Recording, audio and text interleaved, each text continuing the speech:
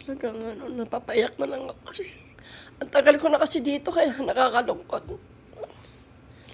Naiiyak talaga ako kasi nasanay na rin ako dito.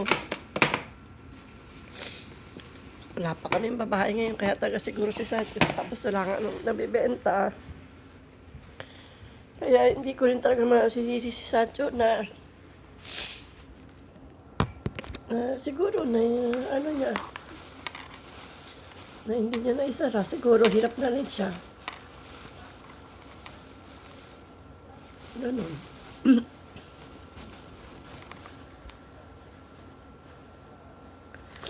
Kasi wala akong magagawa.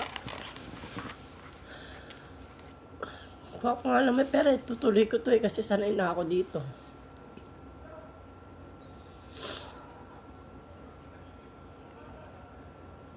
Wala akong magagawa eh.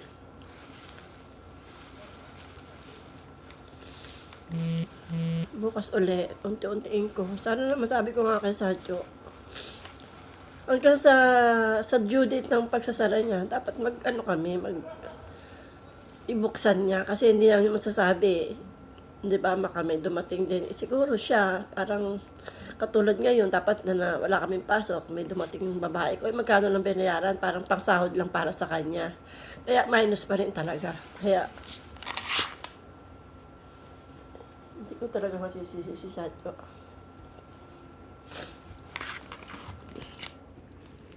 Pinamigay ko na yung ibang gamit, yung ibang baso doon sa may gusto ba.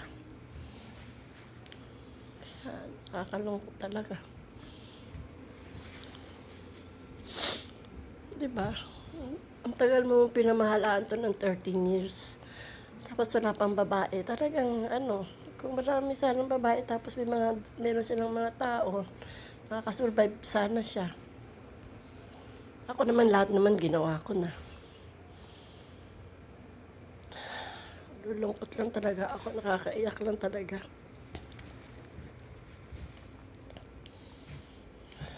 Wala akong magagawa eh. Ako lang talaga may pera, gusto ko ituloy to. Kasi ang tagal ko na nga dito.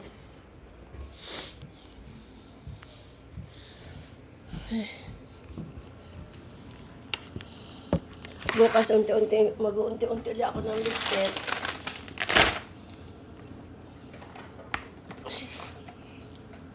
Katulad ito, yung pang-ipis to eh. Kasi wala kaming ipis dito.